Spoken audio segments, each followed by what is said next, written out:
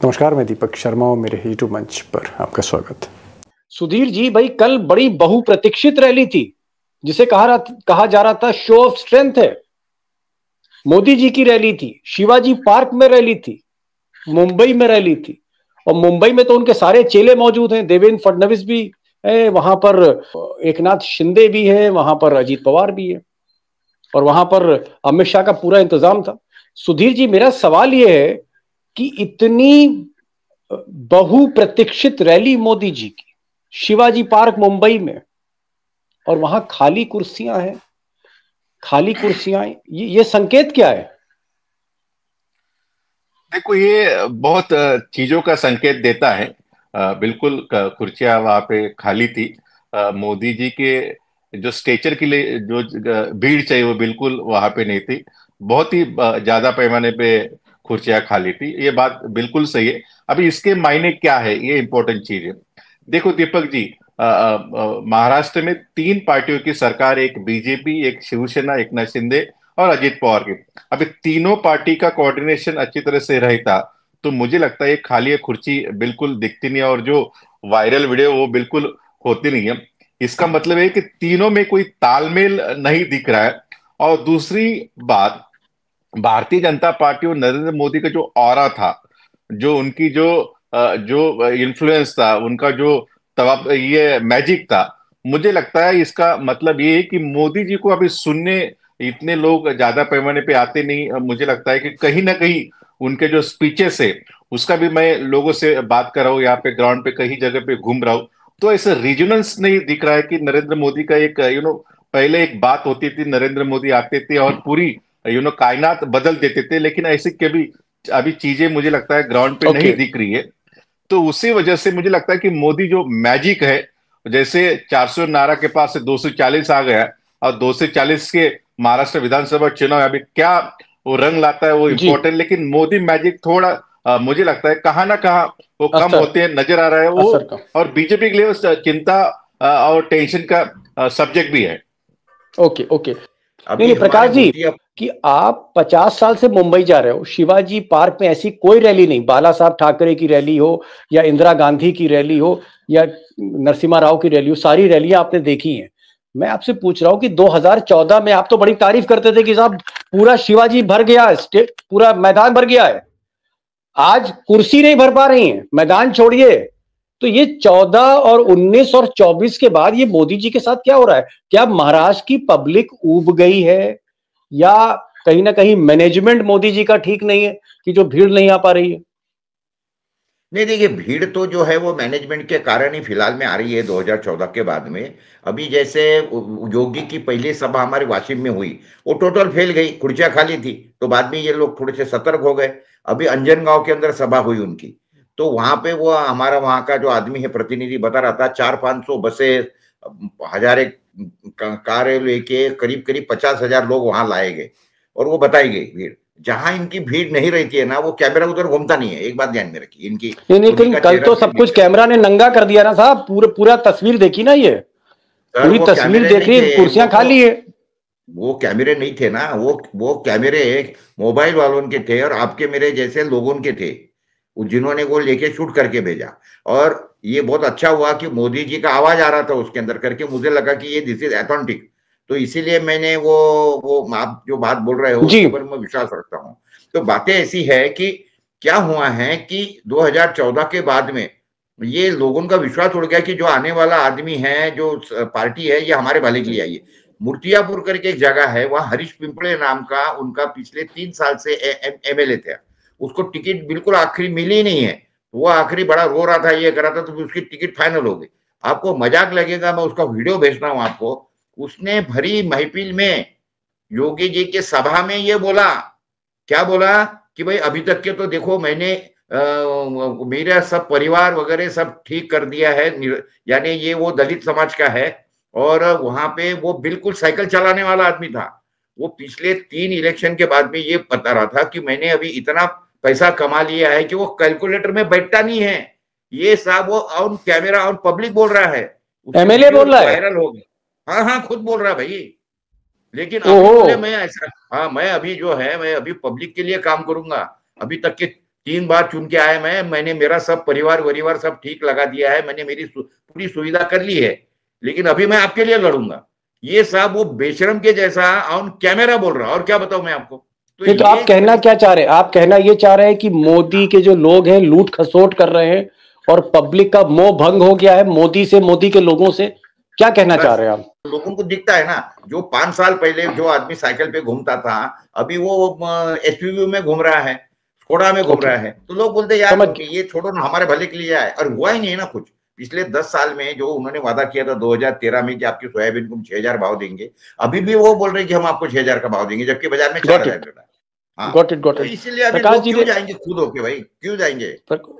प्रकाश जी ने बड़ी बात कही। उन्होंने कहा कि पिछले 10 सालों में, ये सही बात है कि 2014 में मोदी का क्रेज था, ये क्रेज इसलिए घटता चला जा रहा है क्योंकि मोदी के जो लोग थे, जिन्होंने एक मिसाल दी एमएलए की कि वो पैसा पीट रहे हैं, साइकिल पे चलते थे, 2 बार एमएलए हुए, तीसरी बार चुनाव लड़ रहे हैं, आज एसयूवी से चल रहे हैं, पैसे पीट रहे हैं, कैलकुलेटर में पैसा नहीं आता, ये कैमरे पर बोल रहे हैं, रैली में बोल रहे हैं मोदी के एमएलए। यानी पैसा कमाया, भ्रष्टाचार हुआ, महाराष्ट्र के लिए कुछ किया नहीं, और एक मोह भंग की स्थिति है। और मुझे लगता है इसी को एंटी इनकम्बेंसी कहते हैं, जो बीजेपी के अंदर दिख रही है। लखेड़ा साहब, क्या लग रहा है आपको कि भाई अमित शाह की रैली हो, योगी जी की रैली हो, मोदी जी की रैली हो, अरे भाई महाराष्ट्र में लोग नहीं आएंगे तो कहां आएंगे? राजस्थान के रेगिस्तान में आएंगे? देखिए, सबसे बड़ी बात और इम्पोर्टेंट बात तो ये है कि नरेंद्र मोदी जो प्रधानमंत्री के तौर पर 2024 के इलेक्शन के पहले जिन्होंने 18 लोकसभा क्षेत्रों में, कंस्टिट्यूंसीज में पब्लिक रैली की, बड़ी बड़ी पब्लिक रैली की, लोगों को लाया गया वहां, और ऐसी हवा थी कि बीजेपी लार्जेस्ट पार्टी, जो क्लेम कर रहे थे, हम लोग नहीं कर रहे थे, लेकिन जो बीजेपी के लोग तो क्लेम कर रहे थे कि आधी से ज्यादा सीटें, मतलब 24+ बीजेपी जीतेगी और स्वीप करेंगे। तो जहां जहां मोदी की रैलियां हुई लोकसभा इलेक्शन के लिए, वहां वहां 18 जगह मोदी की पार्टी, जो बीजेपी के कैंडिडेट, हार गए। इवन वो एनसीपी के भी लोग हार गए, अजीत पवार, जो अजीत पवार के, और उनके जो ये जो एकनाथ शिंदे की पार्टी, जो शिवसेना शिंदे गुट है, इनके भी लोग हार गए। तो 18 जो रैलियां हुई, वो रैलियां 12-14 इनके क्षेत्र में हुई, बीजेपी की 2-4 उधर भी हुई, सब जगह हार गए। इसका क्या है? आप ये लखेड़ा साहब ऐसा मत कहिए, मतलब कोई सुन लेंगे मोदी जी के भक्त। अरे आप कह रहे, सुधीर जी क्या कह रहे हैं? कह रहे 18 रैली करी, 18 में हार गए लोग। सही बात है क्या? मुझे तो यकीन नहीं हो रहा। नहीं, उन्होंने रोड शो भी किया था बाकायदा लोकसभा में। भाई बड़ी बात कह दी। उमाकांत जी कह रहे 18 रैली करी 4 महीने पहले, और 18 की 18 जगह पे मोदी जी हार गए। ये क्या बता रहे हैं आप लखेड़ा साहब? 17 जगह पे हारी है। 17 जगह। हाँ, एक आध जगह तो जीती है। चलिए ठीक, सुधीर जी ने करेक्ट कर दिया। अब जो है, देखिए, अब मैं आपको बता दूं कि आप उसका रेशियो देखिए कि जो मोदी का स्ट्राइक रेट कितना है महाराष्ट्र में। देखिए, उस समय तो मोदी कह रहे थे कि मैं प्रधानमंत्री बनने वाला हूं, और अनडिस्प्यूटेड थे, कोई बहस ही नहीं है। इस बार जो महाराष्ट्र का इलेक्शन हो रहा है, उसमें तो मोदी मुख्यमंत्री नहीं बनने वाले हैं ना। दूसरा बात यह है कि बीजेपी के पास कहने को कुछ है नहीं। प्रधानमंत्री मोदी को लोग जरूर सुनते महाराष्ट्र में, अगर वो ये कहते कि देखिए 10 इंडस्ट्रीज गुजरात जा रही थी महाराष्ट्र से, और मैंने रोक दिया, और उसके ना रोक करके उनको गुजरात में रख दिया। लखेड़ा साहब आज आप मजा ले रहे हैं। एक मिनट, आज आप मजा ले रहे हैं मोदी जी से। आप कह रहे हैं 18 रैली करी, सारे की सारी सीटें वहां पर हार गए। अब आप कह रहे हैं कि मोदी जी को ये कहना चाहिए था कि भाई मैं महाराष्ट्र से गुजरात नहीं ले जा रहा कारखाने, गुजरात के कारखाने महाराष्ट्र ला रहा हूं। अब ये तो मैं क्या बताऊं। Sudhir ji, let's be on a very serious note. आपको क्या लगता है कि पिछले कुछ दिनों में, जैसे आप नासिक में थे, उससे पहले आप धुले एरिया में थे, आप नॉर्थ महाराष्ट्र में थे, फिर आप वेस्टर्न महाराष्ट्र में आए, फिर आपने विदर्भ का एरिया देखा, आज आप बारामती में हैं, जो जहां पर शरद पवार का जिसे गढ़ कहा जाता है। पूरे महाराष्ट्र में आपको क्या दिख रहा है पिछले 3-4 दिनों से? क्या महाविकास अघाड़ी आगे बढ़ रही है या महायुति बढ़ रही है? क्या मोदी की टीम आगे बढ़ रही है, या आपको लगता है शरद पवार, उद्धव ठाकरे और राहुल गांधी ये लोग आगे बढ़ रहे हैं? आपको किसका बेटर रिस्पॉन्स दिख रहा है? कौन इम्प्रूव कर रहा है और कौन नीचे जा रहा है? पिछले 3-4 दिन में? देखो दीपक जी, जैसे हम रिपोर्टर है तो घूमते हैं तो एक पल्स पता चलता है कि हम टटोलने वही का वही प्रयास पल्स। करते हैं। हाँ, तो दो तीन चीजें अहम इसमें मुझे दिख रही है। मैं जब घूम रहा हूँ तो बीजेपी के लोगों को भी मिल रहा हूँ, लीडर से, कद्दावर लीडर से, जो इम्पोर्टेंट पोजीशंस पे हैं। तो वो मुझे ऑफ द रिकॉर्ड बता रहे थे, बहुत ही जी। इम्पोर्टेंट चीज है। वो बता रहे कि हमको मोदी की रैली भी नहीं चाहिए, हमको योगी तो बिल्कुल नहीं चाहिए, ओहो, हमको जेपी नड्डा नहीं चाहिए। हम सिर्फ वेरी सैड। लोकलाइज इलेक्शन हम लोकलाइज इलेक्शन लड़ेंगे तभी जीत पाएंगे। ये लोग जितना हमारे कॉन्स्टिट्यूंसी में आएंगे उतना हमारे हारने के चांसेस ज्यादा है। और वेरी सरप्राइजिंग। इसके आगे मैं बताता, अजीत पवार ने खुल्लम खुल्ला बता दिया कि मुझे कॉन्स्टिट्यूंसी में मोदी नहीं चाहिए, मेरे कॉन्स्टिट्यूंसी में योगी नहीं चाहिए। वो माय तो ओपनली गॉड। बता रहे आज अजीत पवार कि ये लोग बिल्कुल ही नहीं चाहिए, ये आएंगे तो मैं, मेरी बीबी जैसे हार गई तो वैसे वो भी हार जाएंगे, ऐसी सिचुएशन पैदा हो सकती है। इसलिए एक लीडर बता रहा था कि जेपी नड्डा की रैली महाराष्ट्र में इलेक्शन है लेकिन बीजेपी का प्रेसिडेंट, नेशनल प्रेसिडेंट घूम नहीं रहा है, तो कोई बुला ही नहीं रहा है उनको। आम बात है, उनको बुला ही रहे हैं। 2-3 लीडर को फोन किया, भाई उनको बुला लो, नेशनल प्रेसिडेंट है, ये एक दो रैली तो होना चाहिए उनकी। तो ऐसे 2-4 रैली अभी अरेंज की गई उनके लिए, जेपी नड्डा की। ये सिचुएशन बीजेपी के लीडर की। वेरी दूसरी सैड। तरफ दूसरी तरफ महाविकास आघाड़ी में हम जब आते हैं, जब उन नेताओं से, उनके जो कार्यकर्ता जो फंक्शन में है, उनसे जब बात करते तो डिमांड है उनकी रैली की, शरद पवार की रैली की डिमांड है। शरद पवार दिन में 5 रैली कर रहे, उद्धव ठाकरे 5-6 रैली कर रहे, कांग्रेस के राहुल गांधी कर रहे, और ऐसा नहीं उनके खुद के कैंडिडेट के लिए कर रहे। उद्धव ठाकरे कांग्रेस के कैंडिडेट को कर रहे, शरद पवार भी शिवसेना कैंडिडेट के लिए कर रहे। ये तो कॉम्प्लीमेंट्री सप्लीमेंट्री रैलीज हो रही है महाविकास आघाड़ी में। और दूसरी तरफ बीजेपी के जो स्टार कैंपेनर है, उनके लोग बोल रहे भाई तुम मत आओ महाराष्ट्र में, तुम आओगे तो यहाँ पे रायता फैल जाएगा, ऑलरेडी कटेंगे बटन से रायता फैल गया है, तो मतलब डरी हुई है। आप ये कहना चाह रहे सुधीर जी की महाविकास की जो रैलीज हैं उसमें रिस्पांस अच्छा हो रहा है, महाविकास आघाड़ी इंप्रूव कर रही है, और आप कह रहे हैं कि योगी हो, मोदी हो, अमित शाह हो या नड्डा हो, इनकी रैलीज का रिस्पांस अच्छा नहीं है, और अजीत पवार जैसे नेता जो एनडीए के नेता हैं वो मोदी और योगी जी को अपनी सभाओं में बुलाना नहीं चाहते, आप ये कह रहे हैं? बिल्कुल बिल्कुल बुलाने नहीं चाहते, क्योंकि लास्ट टाइम जैसे मोदी जी आए थे और पूना में, आपको याद होगा, शरद पवार को भटकती आत्मा उन्होंने कर दिया, तो उससे वो पूरा चुनाव का एक माहौल बिगड़ गया था उनके लिए।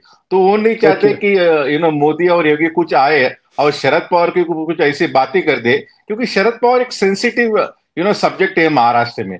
वो मराठा कम्युनिटी हो, बहुजन कम्युनिटी हो, दलित कम्युनिटी हो, मुस्लिम हो, उनका एक पकड़ है वो कम्युनिटी में। तो उसके वजह से वो कम्युनिटी हर्ट हो जाती, कोई शरद पवार के अटैक करते तो वो हर्ट हो जाती। इसलिए आपने ऑब्जर्व किया होगा, नरेंद्र मोदी, अमित शाह कोई भी इस इलेक्शन में उनके ऊपर ज्यादा बात नहीं करे।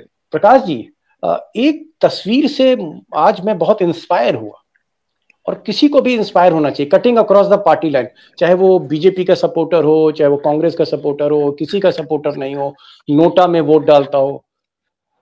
शरद पवार 84 साल की उम्र, 84 ईयर्स ओल्ड, लोग चारपाई से उठ नहीं पाते इस उम्र में, 84 साल, और कैंसर से लड़ रहे हैं साहब।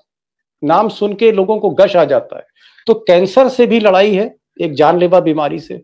84 साल की उम्र है, 5-5 रैली कर रहे हैं, पानी बरस रहा है, मूसलाधार बारिश हो रही है।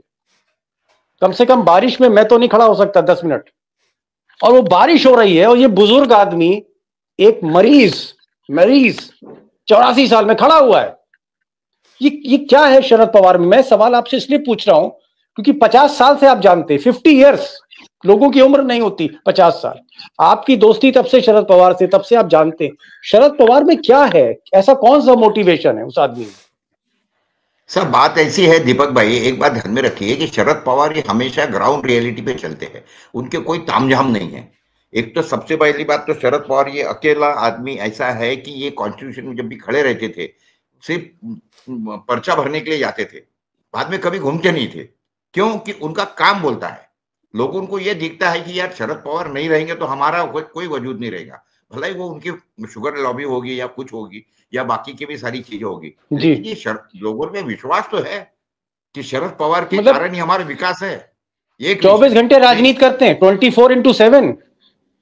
ये राजनीति नहीं साफ करते, राजनीति भी करते हैं और परिसर का विकास करते हैं, ये लोगों को दिखता है। आज की नवी मुंबई किसकी देन है? ये शरद पवार ने सोचा था, उसके बाद में उन्होंने चालू कर दिया। आज जाके आप नई मुंबई में देखिए ना, अगर नवी मुंबई नहीं रहती थी, एरिया पनवेल व कामोटे वगैरह वो जो है, तो आज तो मुंबई की हालत क्या रहती थी? कनेक्टिविटी सारी हो गई सब ऊपर। देखिए दूसरी बात कैसी है मालूम है कि शरद पवार एकमात्र आदमी है कि मैंने कभी उनके पास में सिक्योरिटी नहीं दी थी, कभी सिक्योरिटी नहीं, कभी नहीं रहते शरद पवार सिक्योरिटी में, कोई आदमी रोकता ही नहीं उनको मिलने के लिए।